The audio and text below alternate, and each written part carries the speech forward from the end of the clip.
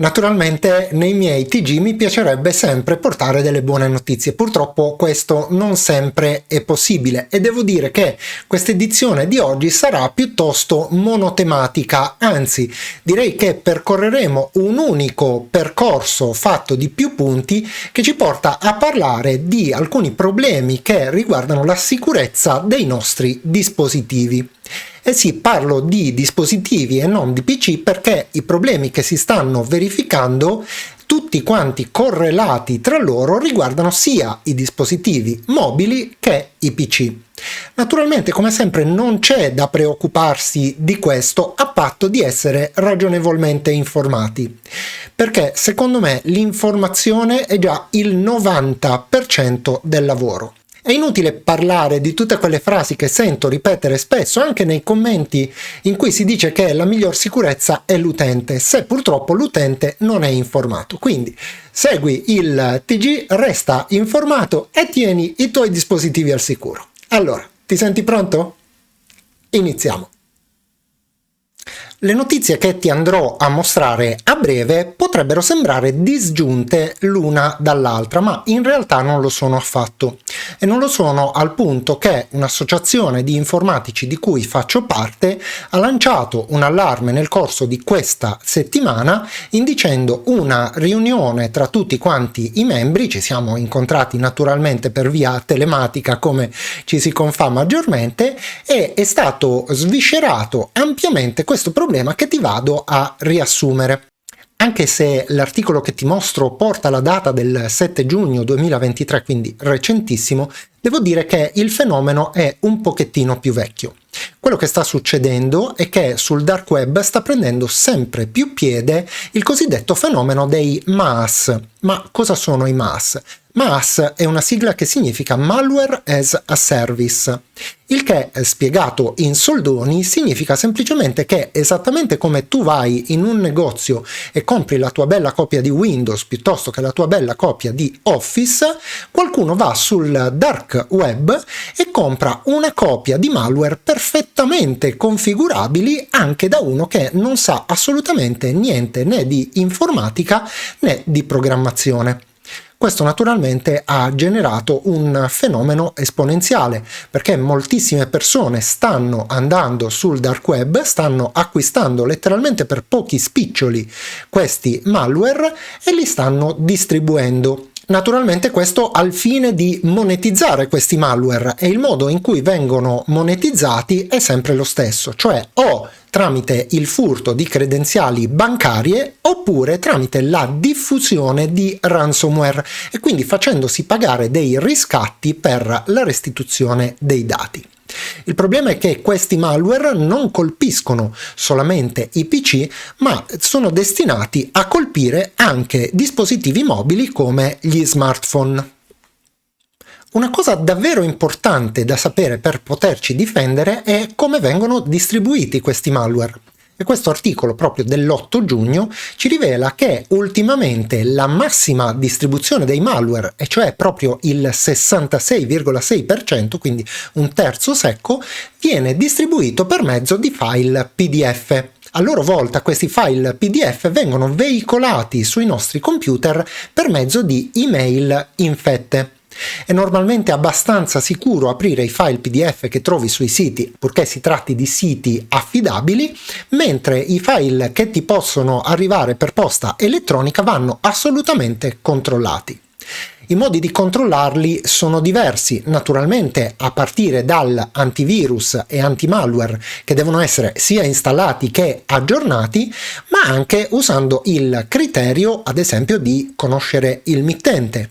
Nel caso in cui si sia in dubbio prima di aprire un file PDF, lo si può sempre verificare grazie a VirusTotal. E questo è un uso davvero intelligente di VirusTotal, perché ci consente di esaminare questo file con circa una sessantina di antivirus in brevissimo tempo e subito prima di aprirlo. Una cosa importante da notare è che particolarmente attaccati ultimamente sono i sistemi Linux.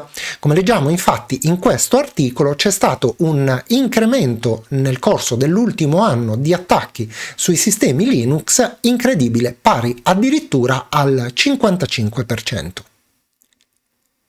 e purtroppo proprio sempre grazie ai MAAS, cioè ai Malware as a Service che ho descritto qualche minuto fa, oltre ai sistemi Windows e ai sistemi Linux c'è una vera e propria invasione di app contraffatte.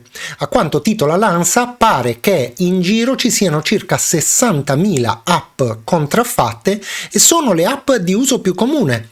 Puoi pensare a TikTok, puoi pensare a WhatsApp, a Telegram, al Meteo e chi più ne ha più ne metta. Però attenzione, una cosa va capita. Le app contraffatte non sono quelle che vai a scaricare dal Play Store. Si tratta infatti di app scaricate prevalentemente dal web. E questo è un altro fenomeno in forte espansione, perché molti tendono a scaricare delle app magari piratate, che so, di Spotify, e quindi vanno a prelevare l'APK da fonti non ufficiali. È in questo modo che si rischia di infettarsi. E il fenomeno sta prendendo ancora più piede perché recentemente Windows 11 ha introdotto un supporto nativo alle app Android che sarà possibile utilizzare direttamente all'interno di Windows, e a breve, a quanto pare, romperà le barriere, come titola tutto Android, consentendo alle app Android di accedere anche ai file del PC. Quindi capisci che si potrebbe trattare di un caso di cross infection, cioè di infezione incrociata. Nel momento in cui andiamo a scaricare tramite un sito un'app infetta emulandola su Windows, andiamo ad infettare sostanzialmente due sistemi in uno. Ma a questo punto è necessaria una ulteriore precisazione. Infatti questo fenomeno è stato scoperto da Bitdefender, il famoso antivirus, che è disponibile anche per Android, e ne parleremo tra un attimo. Nel momento in cui però dovessi scaricare un'app da una fonte non ufficiale, c'è un modo per accorgerti immediatamente se questa è un'app infetta o meno. Infatti queste app infette hanno un comportamento peculiare uguale per tutti quanti, perché appunto sono fatte con lo stampino tramite questi strumenti che abbiamo analizzato prima. Appena tu vai ad aprire una di queste app sul tuo smartphone o emulandola su un dispositivo, questa restituirà immediatamente un errore e ti inviterà a disinstallarla. Inutile dire che anche dopo averla disinstallata l'infezione rimarrà. Quindi innanzitutto attenzione nel momento in cui un'app di nuova installazione ti dovesse immediatamente restituire un errore di compatibilità e ti dovesse invitare a disinstallarla. Ma soprattutto, in secondo luogo, sarà bene dotare il tuo dispositivo mobile di un antivirus magari gratuito come lo stesso Bitdefender, che siamo ragionevolmente certi che possa individuare a monte questo tipo di app infette. E parliamo un attimo della vita del canale.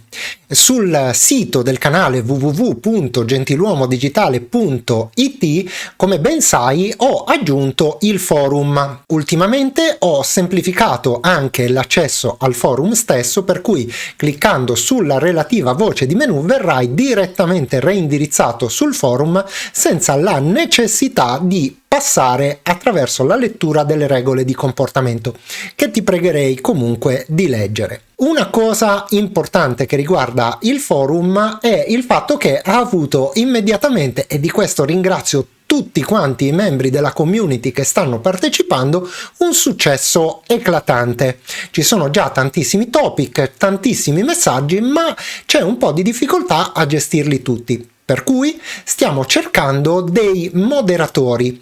Quindi se per caso ritieni di avere le caratteristiche adatte, troverai alla fine, come ultimissimo topic del forum, una voce "collabora con noi", in cui ti viene appunto richiesto, se te la senti, di essere promosso al ruolo di moderatore.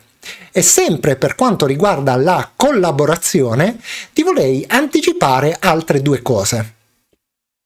Siccome sto stilando una scaletta degli argomenti della prossima stagione, quindi da settembre in poi, mi è venuta una gran voglia di iniziare a parlare di hardware.